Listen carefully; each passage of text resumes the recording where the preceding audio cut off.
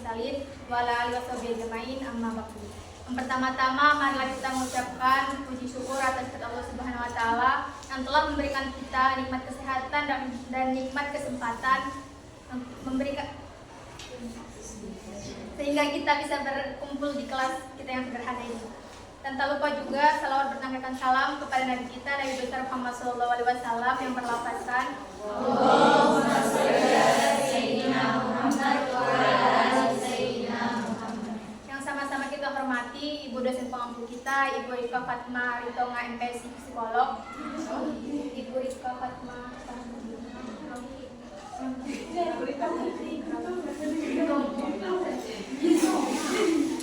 yang sama-sama kita hormati Ibu dosen pengampu kita, Ibu Rika Fatma Rangkuti MPSI Psikolog, dan tak lupa juga teman-teman yang kami banggakan.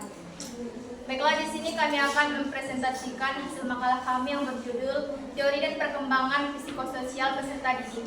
Saya Enisa Fitri sebagai moderator dan pemateri pertama, dari samping saya Wanita Sibut sebagai pemateri kedua. Saya sebagai pemateri ketiga. Saya Rian Hasbul sebagai pemateri keempat. Baik, di sini saya akan menerangkan tentang menurut Erik Erikson, teori perkembangan psikososial ada 3 utama poin, yaitu yang pertama, menekankan hubungan dengan antara pribadi dan kebudayaan, atau bisa juga keluarga yang hangat dan mendukung. Seperti ada anak yang mulai dari SD sampai lulus sekolah, dalam keluarganya itu selalu menomorsatukan pendidikan. Nah, itu akan terbiasa dalam pertumbuhan anak, perkembangannya tidak jauh dari kata pendidikan. Dan dia akan menganggap dirinya sukses jika sudah melewati beberapa tahap, seperti lulus kuliah, langsung mendapatkan pekerjaan contohnya. Dalam kognitif, dia akan lebih percaya diri dan kritis karena dari kecil sudah terbiasa dengan lingkungan pendidikan. Yang kedua yaitu lingkungan hidup individu dipengaruhi oleh sejarah masyarakat atau masyarakat yang memiliki sejarah perjuangan kemerdekaan. Seperti seorang individu yang tumbuh dalam masyarakat yang memiliki sejarah perjuangan akan memiliki nilai-nilai yang kuat tentang kebebasan dan kemandirian. Bisa juga mereka mungkin akan memiliki rasa tanggung jawab yang kuat untuk berkontribusi pada masyarakat dan memperjuangkan hak mereka sendiri. Dan yang ketiga yaitu individu harus mampu menyesuaikan diri dengan lingkungan. Atau seperti seorang anak yang pindah ke kota baru, misal contoh anak Sidimpuan yang pindah ke Jakarta. Seperti yang kita ketahui bersama, bahasa dan logat orang Sidimpuan sama Jakarta sangat berbeda. Dari si anak tersebut harus menyesuaikan diri dengan lingkungannya, tapi bukan berarti menghilangkan identitas aslinya. Dan yang selanjutnya yaitu peran ego dan sosial budaya. Yang pertama, perkembangan ego melalui organisasi sosial dan budaya. Seperti anak yang tumbuh dalam keluarga yang mendukung dan memiliki nilai-nilai yang positif, akan memiliki ego yang kuat dan percaya diri, sama seperti contoh di awal tersebut, yang menekankan hubungan antara pribadi dan kebudayaan. Dan yang selanjutnya, budaya membentuk daya ego anak. Dan selanjutnya, budaya membentuk daya ego anak lewat beberapa tahap. Yang pertama yaitu pola asuh. Pola asuh yang hangat dan mendukung. Seperti seorang ibu yang hangat dan mendukung akan memberikan perhatian dan kasih sayang yang cukup kepada anak tersebut.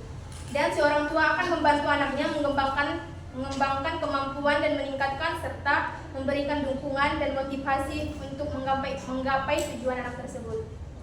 Dan yang selanjutnya, struktur keluarga.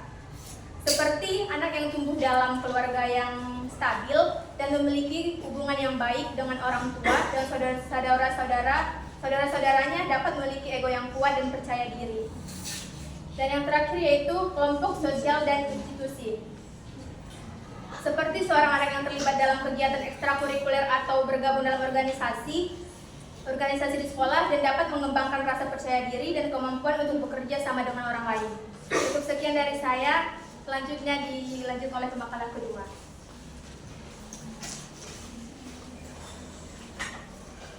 Baik, terima kasih kepada moderator. Di sini saya akan menjelaskan tentang definisi psikososial dan 8 tahap perkembangan psikososial menurut Erik Erikson. Psikososial adalah istilah yang digunakan untuk menggambarkan interaksi antara faktor psikososial dan faktor sosial. Faktor psikologis yaitu seperti pikiran, perasaan, dan perilaku. Sedangkan faktor sosial itu seperti lingkungan, budaya, dan hubungan dengan orang lain. Nah, faktor yang mempengaruhi psikososial itu dibagi menjadi 3 bagian. Yang pertama, lingkungan. Lingkungan yang dipengaruhi psikososial individu seperti lingkungan keluarga, lingkungan sekolah, ataupun lingkungan kerja. Dan yang kedua, budaya. Budaya dapat mempengaruhi psikososial individu, yaitu seperti nilai-nilai norma dan tradisi. Yang ketiga, hubungan dengan orang lain. Hubungan dengan orang lain dapat mempengaruhi psikososial individu seperti hubungan keluarga, teman, ataupun pasangan. Selanjutnya, 8 tahap perkembangan psikososial menurut Erik Erikson. Teori perkembangan psikologi oleh Erik Erikson mengemukakan bahwa manusia mengalami 8 tahap perkembangan mulai dari masa bayi hingga dewasa. Langsung saja kepada tahap pertama, yaitu tahap kepercayaan versus ketidakkepercayaan, yaitu pada usia 0 sampai 1 tahun. Bayi belajar mempercayai dunia di sekitarnya melalui interaksi orang tua dan lingkungan sekitarnya. Yang kedua, tahap otonomi versus malu dan rasa bersalah, yaitu pada usia 1 sampai 3 tahun. Nah, di sini anak mulai merasa bisa dan belajar untuk melakukan hal-hal sendiri. Tetapi juga mereka mengalami rasa malu dan mereka bersalah ketika mereka gagal. Dan yang ketiga, yaitu tahap inisiatif versus rasa bersalah, yaitu pada anak usia 3 sampai 6 tahun. Di sini anak usia 3 sampai 6 tahun mereka akan mengembangkan imajinasi dan kreativitas serta memulai inisiatif. Tapi juga dapat merasa bersalah jika mereka gagal. Dan yang keempat, tahap industri versus inferioritas pada usia 6 sampai 12 tahun. Pada usia anak sampai 6 sampai 12 tahun, mereka akan belajar memperoleh keterampilan dan pengetahuan dan merasa berharga ketika mereka berhasil, tetapi juga dapat merasa rendah diri jika mereka tidak berhasil. Nah, selanjutnya tahap yang kelima, tahap identitas versus kebingungan pada anak usia 12 sampai 18 tahun. Di sini remaja sampai 12 sampai 18 tahun mencari identitas mereka sendiri dan mengalami konflik antara mengejar tujuan mereka sendiri atau mengikuti jejak orang lain. Yang selanjutnya, tahap intimasi dan isolasi pada anak usia 18 sampai 40 tahun. Di sini mereka akan mulai mencari hubungan yang intim dan mencoba menyeimbangi kebutuhan pribadi dan sosial. Dan yang ketujuh, tahap produksi versus stagnasi atau pada usia 40 tahun sampai 65 tahun. Di sini mereka akan mencari kesuksesan dalam karir dan keluarga, tetapi mereka mengalami kebosanan atau keputusasaan jika mereka tidak bisa mencapai tujuan mereka. Yang kedelapan ataupun yang terakhir, tahap integritas versus putus asa pada usia 65 tahun ke atas, atau bisa dikatakan dengan lansia. Mereka akan mengevaluasi kehidupan mereka dan mempertimbangkan apakah mereka sudah mencapai tujuan hidup mereka atau malah mereka merasa menyesal dan putus asa. Mungkin cukup sekian dari saya akan berikan kepada moderator. Terima kasih kepada pemateri kedua, yang selanjutnya akan dilanjutkan oleh pemateri ketiga. Terima kasih kepada moderator. Saya akan melanjutkan pembahasan kami, perspektif Islam dalam perkembangan psikososial. Islam memandang perkembangan psikososial sebagai proses pencapaian keseimbangan rohani dan jasmani menuju pribadi muslim yang harmonis dan berperan positif dalam masyarakat. Prinsip psikososial dalam Islam dan takwa kepada Allah. Allah Subhanahu wa taala menjadi landasan moral dan spiritual, membentuk karakter positif. Contohnya sholat dan puasa dan zakat. Interaksi sosial, Islam menekankan pentingnya hubungan baik antara sesama, membangun empatik dan komunikasi efektif. Contohnya kita saling membantu. Kesehatan jasmani dan rohani, menjaga kesehatan fisik dan mental merupakan kewajiban. Contohnya makan makanan sehat, olahraga teratur, istirahat cukup. Pengembangan diri, Islam mendorong peningkatan kepastian diri melalui pendidikan dan keterampilan.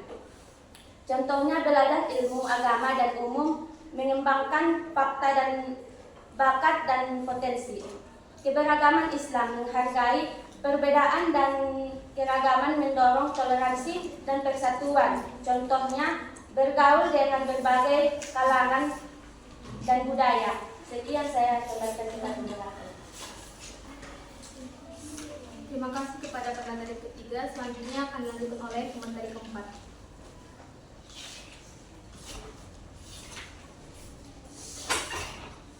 Baik, di sini saya akan menjelaskan tentang perkembangan psikososial anak usia dini. Pada masa anak-anak adalah masa perkembangan dari usia 2 tahun sampai dengan 6 tahun. Perkembangan ini meliputi bagaimana anak membentuk kepribadian, berinteraksi dengan lingkungan, dan mengembangkan kemampuan sosial. Pada usia 2-6 tahun, anak-anak mengalami perkembangan biologis dan fisik yang pesat, termasuk pertumbuhan tinggi dan berat badan. Yang kedua, perkembangan motorik kasar dan halus. Yang ketiga, perkembangan bahasa dan perkembangan psikososial, anak saling berhubungan dan saling mendukung. Dan adapun perkembangan psikososial yang terjadi pada masa ini adalah yang pertama, perkembangan emosi. Anak mudah marah dan emosional. Anak yang mudah emosi dan marah adalah bagian normal dari proses belajar mengelola emosi, namun perlu diperhatikan dan penanganan yang tepat agar tidak menjadi masalah besar. Dan beberapa penyebabnya adalah karena frustasi dan faktor genetik dan trauma. Dan emosi tinggi pada usia 2,5 tahun, perkembangan emosi anak sangat kuat dan reaksinya emosinya sangat besar. Para usia ini mampu mengontrol emosinya secara bertahap dan belajar mengekspresikan perasaan mereka dengan cara yang lebih baik. Dan ketidakseimbangan ini dapat disebabkan oleh faktor seperti gangguan mental, stres, atau masalah hubungan. Yang terakhir, perkembangan permainan. Permainan sebagai aktivitas utama. Permainan aktivitas penting dalam perkembangan anak, mengembangkan kemampuan kognitif dan sosial, dan merujuk pada perubahan dan pertumbuhan individu dalam berinteraksi dan membangun hubungan. Sekian saya berikan kepada moderator. Baik, terima kasih kepada pemateri. Selanjutnya kami akan membuka sesi tanya jawab kepada teman-teman sekalian. Kepada audiens yang ingin bertanya, silakan. Kepada saudari Nurani Sapriatiwi, silakan. Terima kasih kepada moderator. Izin bertanya, apakah bimbingan dan konseling sekolah sudah cukup efektif dalam mendampingi perkembangan psikososial peserta didik? Baik, terima kasih kepada saudari. Selanjutnya kepada audiens, kepada saudari Ira, silakan. Baik, terima kasih kepada moderator yang ingin bertanya. Seperti apa strategi yang kita gunakan untuk mendukung perkembangan psikososial peserta didik yang memiliki kebutuhan khusus dan berikan sedikit contohnya. Baik, saya kembalikan kepada Baik, terima kasih kepada saudari. Kepada saudari Adelia, Terima kasih kepada moderator. Saya ingin bertanya, menurut teori Erikson, bagaimana peran orang tua dan guru dalam membantu peserta didik mengatasi krisis psikososial di berbagai tahap perkembangan? Terima kasih, saya kembalikan kepada moderator. bisa diulangi kembali saudari. Menurut teori Erikson, bagaimana peran orang tua dan guru dalam membantu peserta didik mengatasi krisis psikososial di berbagai tahap perkembangan? Terima kasih. Baik, terima kasih kepada saudari. Berikan kami waktu untuk